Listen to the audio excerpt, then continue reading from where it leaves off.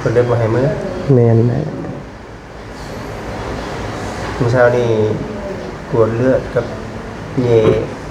หูเยหัวหลังเยปากตรวจบางทีตรวจบ้างเลยปัญหาเป็นเยไขหวัดใหญ่ที่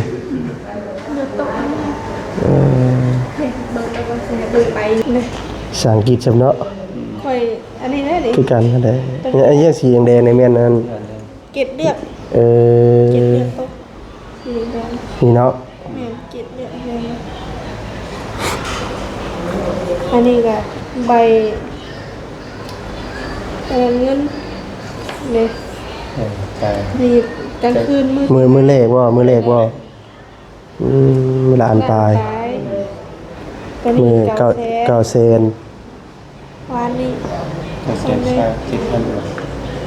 พอดี2,000ปลายนะบุรวมมือนี่วะตอนในรวมมือทันในใจมือนี้ก็มือนี้ทันในใจตกอยู่แบบฝุ่นอาชีร่างอยู่ยังเนาะเรียนอยู่รักซี่บนอะไร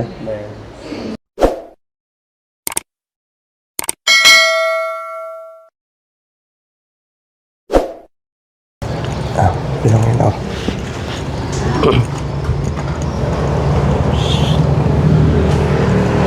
เดี๋ยวนี้ลูก2ข้าวลูกหนูก็เลยเพลงของมาจิตพักอยู่ใส่นอกจากเขาจะพิจิตรบ่เลยอันแม่ราคายังได้ตอนนั้นได้โซนไหนเนาะ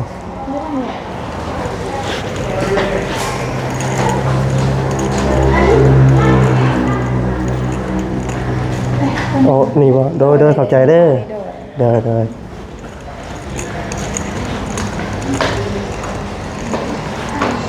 สวัสดีป๋านอนกดจูดวันนี้เนาะ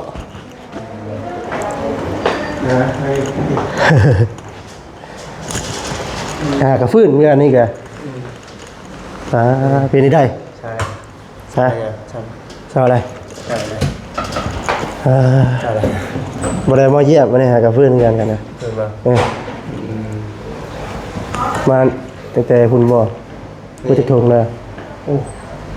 บลายเลยบลายเลยลายทงเลยทงเป็นลืมเลยอันนี้ก็มาบุรีอ่ะพี่แจ๊คเช้าเลยแล้วไวได้เสียงจะได้เศร้าอยู่เจอไปไงแล้วเสียไปไม่ได้ยังนี่แหละอันเดียวกันนะยังบางทีก็เขาไม่รู้ว่านั่นมาได้บอกคนดูว่าตอนเที่ยงตั้งมาแล้วบ่ตั้งมาหาเยี่ยมเลยอันนี้เลยงูคอไว้กับมาเลยสวัสดีเด้อสามีนาพี่น้องเนาะได้ใช่จักมือเดียวเลยก็ตั้งแต่25นี่ก็ที่1ที่2เลยไปคนเลย3กันวันเดียวกันด้วยนะขายอันเดียวกันด้วยก็ลึกเลยลึกหนาวอ่อนในอ่อนหนาวเนาะอ่อนในฮะลูกเอามาติดเอาไปติดลูกชายกับลูกสาวลูกชายกับเมียภรรยาได้เป็นยังไงยังกระจูดอยู่เลยเราบริกินยาเนาะกินยาไม่ได้พามันมาหาหมอได้เมื่อวานเลยเพื่อจะกินยาได้ยาอ่อนให้ได้เพิ่นก็ได้ชงมือดองเลยมือที่3โดนช็อกเป็นไง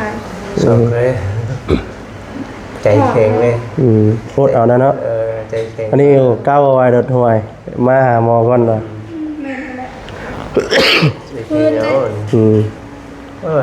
นี่เป็นนักเลยอันนี้ตอนอยู่เพื่อนเราบริไทยคลิปเราเป็นตะยานครับแข็งมดซอกเลยเดี๋ยวจะเศร้าไข่เป็นชูงเลยเศร้านี่เป็นกวดดีกว่ากวดจักผู้ใดติดน้ำไฟนะเป็นน้ำกัดเวิร์ดโอ้ยจังเวียนเนาะคุณน้อยดิเป็นไรไข่กันไก่หากัน ใครแน่มื้อนี้หากินยาคือกันเห็นอยู่จอดรถก่อนบ่จิตยังบ่เช่าเนาะยังบ่เช้ายังเสียงเงียบอยู่อันนี้หาก็สลงเสลงอยู่อันนี้ก็ได้มาเดียวบ่ล่ะจักจักมาตั้งมาเลย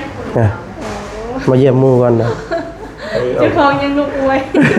อันนี้ไปเยี่ยมหมู่อะไรเนี่ยกาวเจ้าของไว้ไปเยี่ยมหมู่ก่อนจ้ะดีได้เห็นในคลิปมาอยากโทรมาบอกแต่ว่าเจ้าของกับสิตายคือกันนะไหวนี่แต่คนเป็นเนาะเป็นได้ไปก็เป็นคือกันคือนอนเป็นนั่นก็คอวิดานอักเสบแล้วก็เป็นไวรัสในเส้นเลือดทุกอย่างนี่แหละเป็นไข้แน่แล้วอันเดียวกันบ่จ้ะอันเดียวกันบ่คอวิดานไข้หวัดใหญ่บ่วัดใหญ่เอาเลือดจังได๋อันนี้เลือดกันเหนียวนี่มีแน่กับเลือดน้ำแดงนี่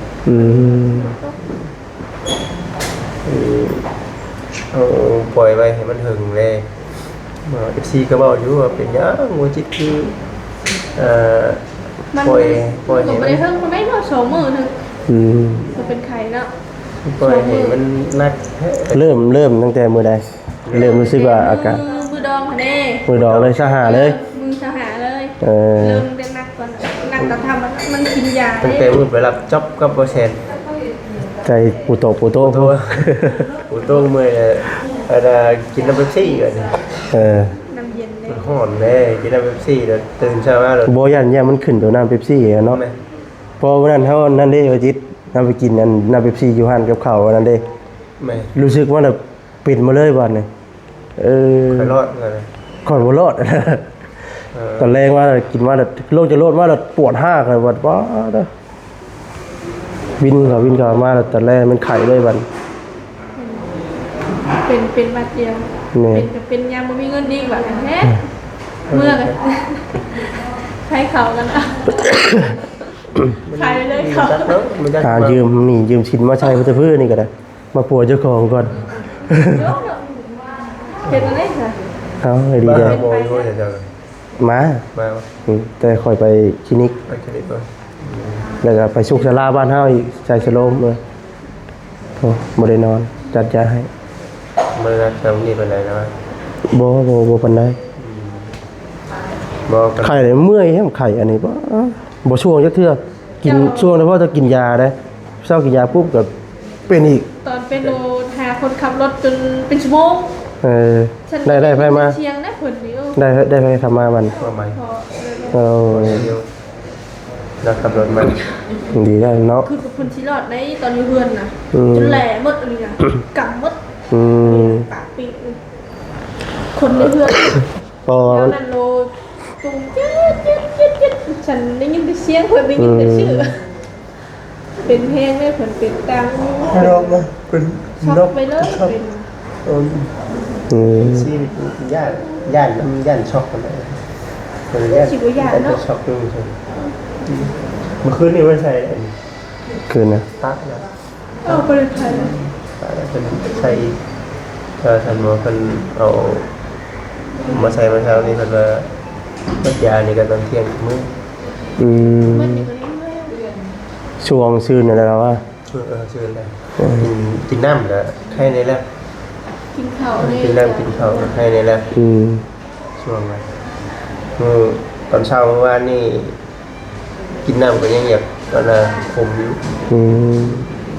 เพิ่งก็บ่ได้ให้มื้อติดตามอาการเนาะ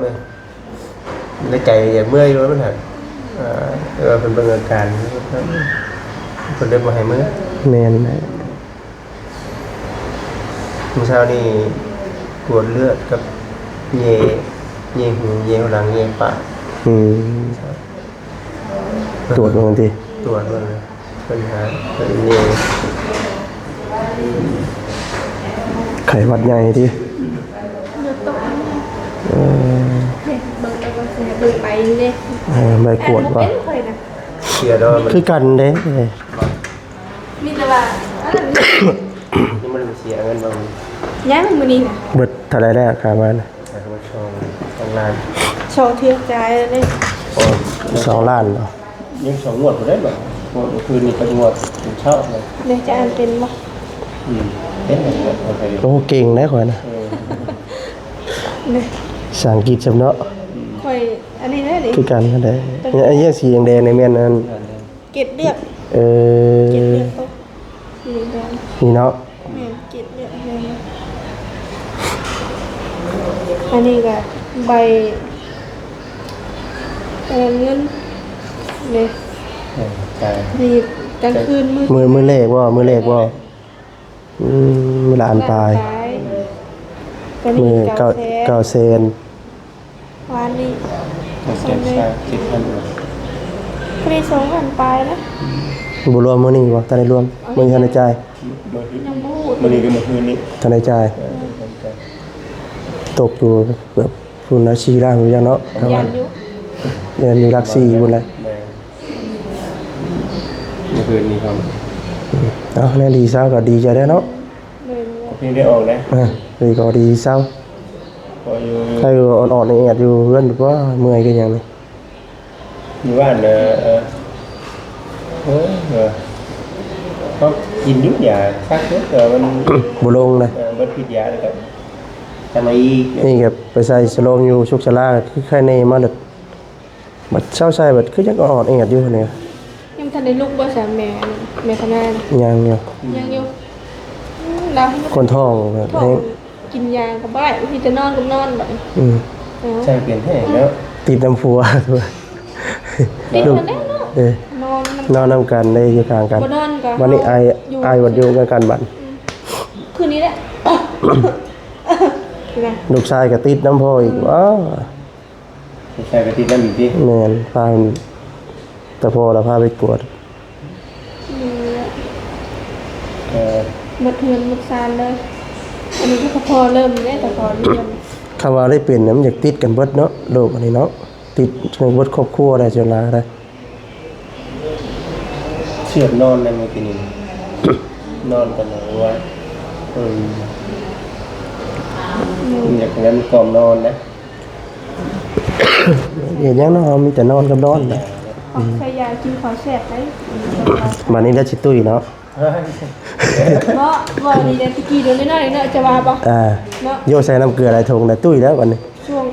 ฟังทัวเป็นพายุค่ะเด้ เออ เริ่มกินของแสบเลยที่กินแสบอยู่ของมาฟังได้ก็ถึงเจอกับมีเฮงเงี้ยแหละ โอ้บัดไปหลายถุงไหม อืม ตั้งแต่ประมาณตั้งแต่มา ปล่อยพวงเลยเนาะ บัดไปตัวน้อยหนึ่งแล้ว พอดีเที่ยงพอดีเนี่ยมันกับบ่ายไม่ได้เบิดเนี่ยเวลาน้อยสิกับโต๊ะเติบเรื่องแน่ เนาะประมาณนั้น แม่น ตอนเที่ยงตลอดตอนเที่ยง อืม เมื่อนี้เต็มยา กินยาก็บ่ค่อยมียา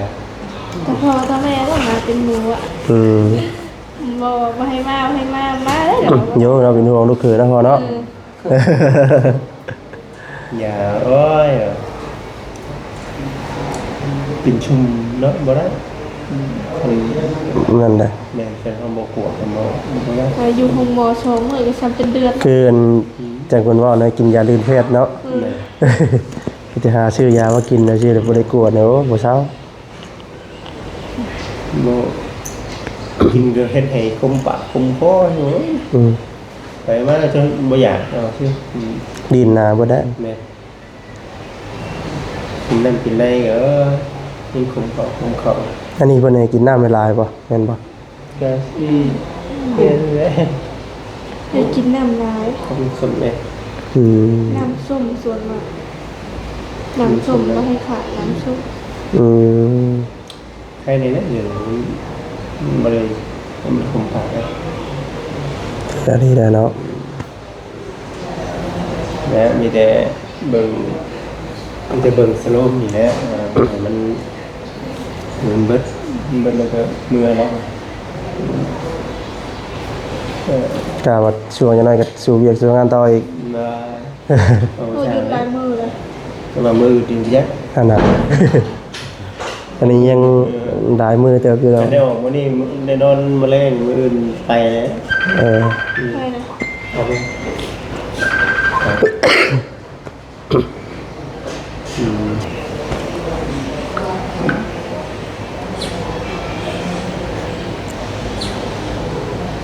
แค่ได้มองเพิ่นก็เบิ่งตลอดเนาะ เบิ่งแล้วเบิ่ง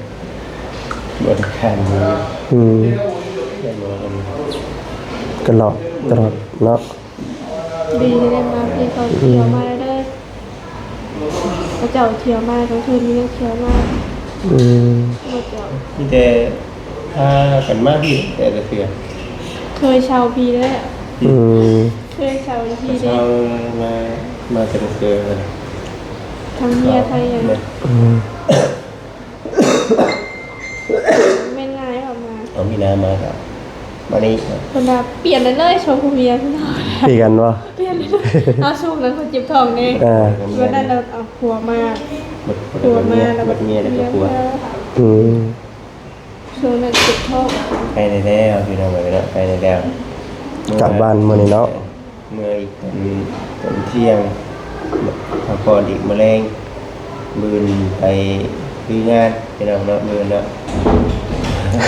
ขายงานหลายมือเลยหามือนี่แล้วบัน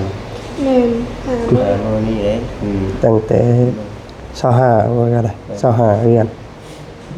ยังบ่ได้ไปเลย ค่ารถเป็นยังไม่ได้ไป ขารถเป็นยังไมันไปท่องเที่ยวอยู่ เขาเป็นอาทิตย์แล้วเขาโทรตามได้แบบ อืม นำมายังเมื่อมาทีสองเจ็ดจุดแปดหนึ่งสองหามือละผ่านมาหามือ เกิดสิเก้าสิกาติด ไปได้มือเขาโทรหาเขา หา อืม เจ็ดอีกสองมือ มันเป็นทิศนะเนาะ กำหนดเลย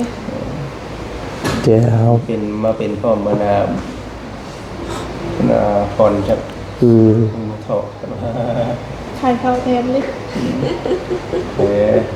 กันเนาะเนี่ยเพียงเขาได้ออกแล้ว ชอบ แม่น ชอบเบิ่งเราอยู่ในอ่ะโอ้ย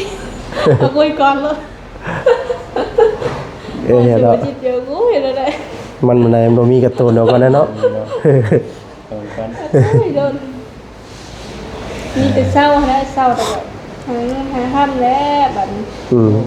ขาดมาหลายมือหามื เป็ อน อาทิตย์ หามือผมหามือดูใดเนาะ แม่น หามือผมหามือแล้ว หนามือเจ้าแรงจังมือเลย เป็นรุ่นเดียวกันนะ เดียวกัน แต่จะเป็นก่อนเช้าสีก่อนนะ เจ้า สี่ ก่อน ก่อน 6มื้อเลยว่า มือที่ว่า 6 มือ เช้าสีตอนแรงใครมาเลยบาดนี้ตัวปัจจุบันนี้ แต่มือดองสักยาเป็นตอนเช้าเมื่อตอนเช้าตอนเที่ยงนะสักยาตอนเที่ยง อืม ตอนเช้าไปอยู่ตอน มือ เช้า วันที่เจ้าหาชักยาทรงเข้มกันในเป็นหนังน้ำมู อืม กลับมาตอนเที่ยงก็ชักอีก2เข้มตอนแรง4เข้มตื่นมาเมื่อเช้าก็พอดีเป็น6เข้ม อืม บัดส่งแรงมาโล อืม ประมาณ5โมง6โมง7โมงจึงได้มาหอดประมาณนั้น อืม ประมาณ6โมงบ่ปั้นได้คือคนธรรมดาอายุไขนะคือช่วง6โมงหน่อยๆคือขึ้นโลด โซลามันจะขึ้นตอนแรงไข่เนี่ย ตอนแรกเลยกับตอนกลางคืนประมาณตี3ตี4 อะไรเริ่มเป็นเริ่มหนาวแล้วสั้นก็วัน ก่อนสิแจ้ง โคตรเขาได้วัน เจ้าของรถจับชีได้โอ้ยมืดเอาหน้าเสร็จกับปลงแบบ ไข่เวทหนาวในห้อนนอกได้ข่าวเย็นเอ นี่นะตางจะ ขี้นะ ตางสุดยอด ปวดคอเลยมันปวดคอเนี่ยนะ ชวนกั เป็นได้เมื่อมันไข่กันชูเมื่อมันเจ็บใจคือค้างโอ้ย ปวดเลยนี่ ปวดมันว่า ลอยมาติด คอมเมนต์ที่คอมเมนต์มาหลายว่าหมอให้บีบไปเลยแต่เขาบีบมีแห้ง แต่ มันยาบีบเนี่ยมันเจ็บ เพิ่นบ่ให้บีบบ่ เอฟซีว่าห้ามบีบห้ามบีบเลยนะ เออ ถ้าแบบบุย บีบ ก็ได้ มันจะเจ็บเนาะ ชักมะ เดี๋ยว เป็นกัน มันช็อกเด้ เดี๋ยวกล้ามเนื้อนี่เลยเดี๋ยวกล้ามเนื้อมัน เธอ มันปวดเนาะ แต่หัวอันนี้บ่ได้เจ็บหรอกนี่ว่ามีบ่เจ็บมาเจ็บตามคอนี่นะมันก็เข่งก็ ขี่ ขาร ถก็อ๋อต้องปวดดีเลย ตอนถ่ายยุ่งก็ปวดอยู่แต่ว่าเขาบ่ได้ยังเขาบ่ได้เห็นหนักเลยนี่มันหนักเนาะ เป็นมื้อนี้แบบช่วงแรงๆแบบมากนะมื้อเดียวมันไปแล้ว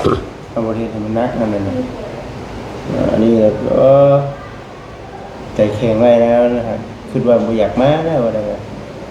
ก็ คือว่ากินยาแล้วก็สิเช้าเนาะ ไปนอนอยู่ในห้อง10 ปีแล้วเห็นจังได๋ก็ยังเจ็บคือเก่าอยู่ออกมาเนาะบ่ไหวแล้วเด้อาการออกเลยบัดนี้ คือเบิ่งคนคือ เก็บอาการบ่อยู่เลย คิดว่าเพิ่นเบิ่งตัวซับเพิ่นเคยเบิ่งตัวซับว่าซี่เนาะตาจนขาดโผล่โอ้โห นั่นนะ ตั้งสิบ่บอกลูกบอกเมียดีๆเป็นไงแทนที่จะเฮ้ยเฮานั่นเนาะเพิ่นบ่บอกได้ตาจนขาดหมู่จะไปอ่ะแซวเพิ่นน่ะ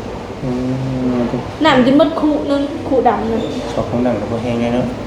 ไปนั่นเพิ่น เป็นช็อกน้ำน่ะของเบิ่งเลย อ้าวบ่ชอบน้ำมันจะสิมาได้ซะเนาะ น้ำสาดใช่แล้วบ่ น้ำอุ่นเด้ผู้ชมน้ำอุ่นใส่เทใส่ว่า ได้แล้วกินไม่ฟื้นจิได้แม่จิได้ยังชื่อเลยยังบ่ฮู้ชื่อเลย ยังมันไข่กันชุกเนาะ ตบมัดเก็บกินหุ่นตีวัดตีโป่เดินว่าเจ็บเลยเด้อ ขนาดกับไทยนี่แหละ บัดเป็น ไทยเมื่อกับก่อน ขนาดเมื่อคืนนี่ยังอยากไปน้ำมอเซนไหมอย่าไปนะห้ามคนได้จังมาไปสั่งโอ้ กับเบิ่งจะพาเจ้าของบ่รอดนะเบิ่งเลย ก็ถ้าว่าเพิ่นอยากพื้นได้นี่จะไปเลยว่าพื้นบ่ได้นี่ชักงังเลย หาโน่นเนาะไอ้ว่ามือไหวเยอะ จังว่าฟังมื้อก่อน เพิ่นหั่นน่ะหมู่ยังว่าบ่ได้ตรงๆเต้งคือโตเด้อ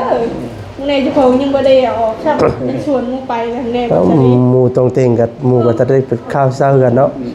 เดี๋ยวเสียงกันยังเหี่ยวอยู่ ชัวร์เลยนี่มือแสดงเขานอนเลยแต่ก็เวลาเขานอนช็อตก่อนที่แจ้งเนี่ยมันปวดปวดเขาปวดหัวขาเนี่ยมันปวดมาก่อนเลยนะมัน ปวดเจ็บปนเนาะ นี่มันเจ็บเราเจ็บปวดแล้วก็มาหาหมอคนพ่อ30 นาทีครับคนฉีดยาใส่กัน ไม่ เส้นขาก็ไม่หรอก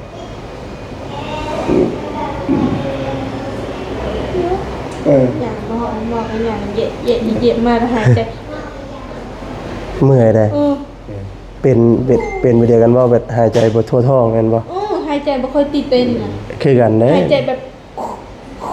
ว่าสิได้หาย มัน ใจ มีขี้กระเลดน้ำคอตันคอไงนะ ให้เพิ่นใส่ออกซิเจน มาหาหมอไปยังไงปกติวันนะหายใจ เยอะเขาเบิ่งแล้วเนาะเพิ่นเบิ่งแล้วว่าเจ้าเมื่อยเจ้าใส่แล้ว จะเป็นเบอร์แล้วเป็นใส่ ใส่จะเป็นชั่วโมง จังหายใจปกติวะ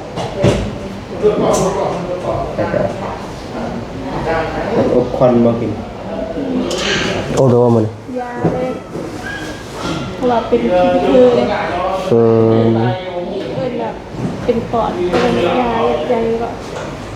อบมันอบปอดบ่ ตัวเวลาไอเลยคิดก็เธอบอก ขี้กระเลดบ่คือไดนะ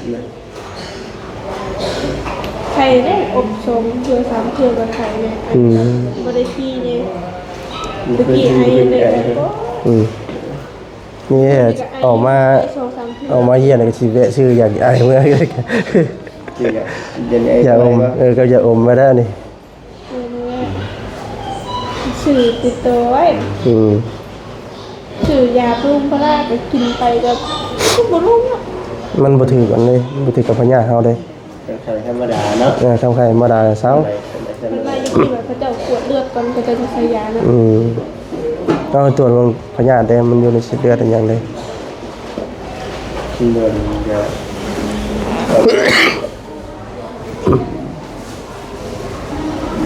ไม่ก็จะซ้อมเพื่อละเด้อต้องมาใครเราคนบอกว่า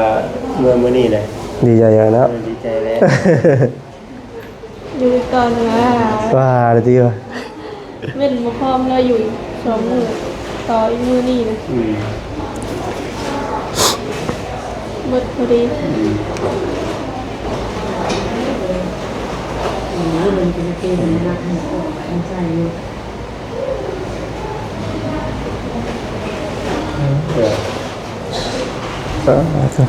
เป็นมาเดียว มีแต่คนเปลี่ยนในบ้านเฮาก็เริ่มมีคนเปลี่ยนหลายแล้ว แม่นะ เริ่มมีคนเปลี่ยนหลายกัน ไปกับแบบเจ็บปวดเจ็บหันไป บ่ว่าแต่เฮาได้มีคนเปลี่ยนอยู่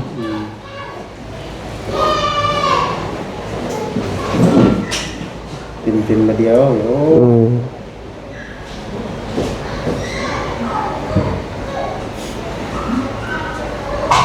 ไม่คือยังไงใช่ไหม ทราบคุณผู้ ยังไง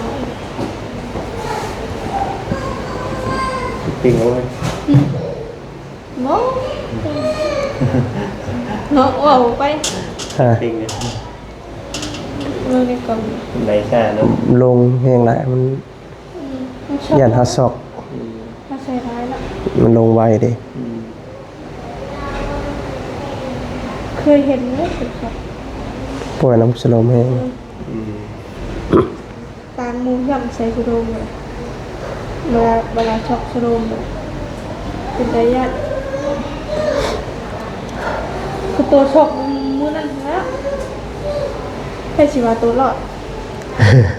อันนั้นไอ้นี่ได้บอกดีเลยได้บอกว่านั่นได้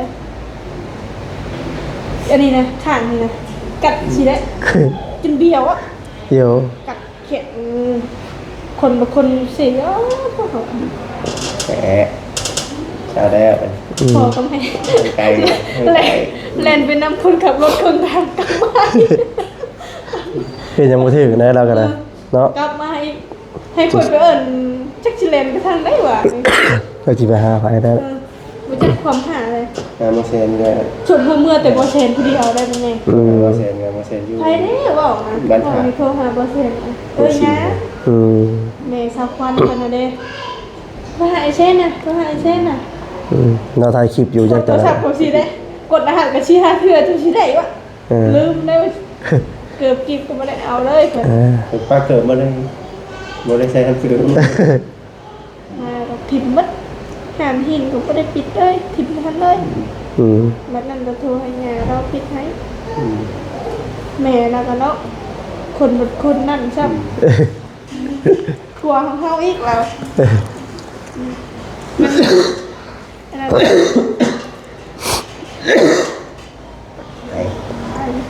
ไอ้นี่ยังไงอยู่ไงอย่างนั้นไข่อันโดนไข่เนี่ย คอยไล่ไป ไข่อันโดน ใครหรอกใครมันเศร้าเลยจริงๆไอ้ ก็จอยว่าจะดีกันเลย โหบว่าโหบเลย โหแล้ว แล้ว เขียว เรียกทวงอยู่เลย รู้สึกว่าปุ๊บกินข้าวพอเสียเลย พอดีรถของพ่อ เมื่อนั้นไปติดน้ำหนัก80 โลไปติดแต่80 โลรถอ๋อแล้วเจ้าว่าหายไปโลนึงตกใจว่ารถหายโลนึง ขนาดที่หาเมื่อไงติเป็นชาวสัมผัสขมูดิ ก็เจ้าต้นหอบกินข้าวกับบดแซ่บมันบ่อยากเลย ชมมือ ฮะ ไม่มีใคร ช เลย ม ว่า มือ ธรรมดาเลยข้าวห้องบ่อยากบ่ได้มีแต่วิต ไม่เลย กินเนื้อห้าวออกได้เอาเหือนบ่ บอส บ่ห่างบ่ตัวป้าตัว ไม่ได้เป็นทองเลย กินนุ่นออกเลยนี่ คือแบบจะกดเขาวันเลย มันเลือดเลยนะ เลือด ไวรัสในเส้นเลือดกับคอวิดานเลือดเหนียวเนี่ย อันนี้แบบใครว่า มันเป็นไข้หวัดใน อืม กำหนดมันถ้าว่าเป็นไข้ถ้าว่าพวกเป็นไข้หวัดนี่มือหนึ่งกับครึ่งหนึง อืม ก็แม่นอันนี้มือหนึ่งกับครึ่งหนึงเป็นเฮงเพราะว่าถ้าว่าอยู่ต่ออีกนี่โอ้ยบ่รอดจักหัวใจโอ้ตกใจเด้อยู่เนาะโอ้บุญนี้ซะเฮาอ่ะมีบุญแห้งอันนี้ว่ะเพิ่นขับรถบ่เป็นกายังมาฮอดพี่ก็ เออ ตั้งแต่เพื่อนคนใดเกือบตังคำแพงแล้ว เออ ลงมาดูบดป้า ขับรถบ่เป็นบ่แล้วกัน เป็นเพราะเราเคยขับรถไปผิดเลน เออ เวลาเราเบรกอยู่เป็นดับคุ้มทางว่ารถพ่วงมาโลเอาวะย่านได้วะตื่นนะนี่เราขับมาฮอดที่ มาได้รถไปขับเมืองเราบ่ หน้ามาแล้วจะคอยขับเมื่อวะ อืม ตอนเต็มแบบ เราดอกฟ้าอะไรฟ้าเลย โอ้โอ้คือผังถึงหดนั่นวะเป็นตายันใช่ในรถหรือว่าเป็นตายันบันได เออ ตอนอยู่เพื่อนพี่คือนั่งใครได้แล้วตอนที่ว่าเจ็บ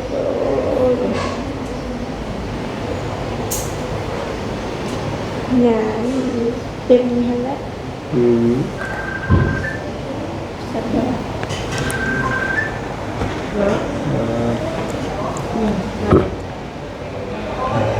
แค่นี้แหละ ใครจะมีเตียงนอนพักเนาะ นอน หัวคนไข้ แต่ว่ามีคนไข้วันให้นอนเนาะอืมกายุ ที่สองคนและ อืมคนไข้ไว้หลายบ่อยู่ห้องนี้ อยู่นี่บ่ล่ะไม่ได้อยู่เนาะ เพิ่นชนแยกไปต่างหากบ่ เนี่ยไป จะได้ไข้ได้ ขับ ไข้ ขึ้นหนึ่ง พักฟื้นบ่อ๋อ แบบคนไข่เน่แบบสีออกเมื่อเลย อืม คุณยายมาเมื่อคืน เห็นไหมเมื่อคืน เอาตะกี้พักอยู่ใช่จ้ะ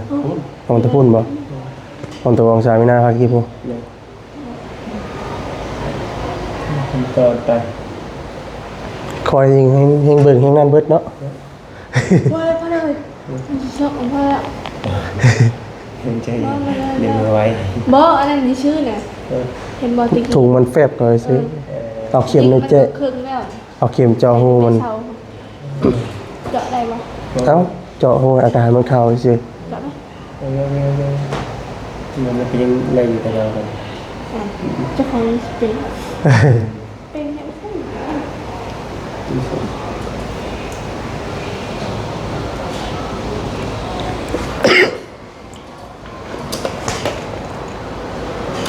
แต่ว่าเนาะเวลาก็ยืนยาวแล้วพี่น้องเนาะมีแต่ว่ามืออื่น ใก กั ล้ น เนี่ยแรกเลย ทางวันอาทิตย์ก็สิได้กลับมื้อนี้เนาะตอนเที่ยงพี่น้องเอ้ย เที่ยง เปิดในงานพี่น้องเปิดสู่ แล้ สู่ ว งาน หอยกัน พี่น้องเนาะเศร้าไว้เด้อเนาะสวัสดีพี่น้องเอ้ย ใจไปสวัสดีนะ เลย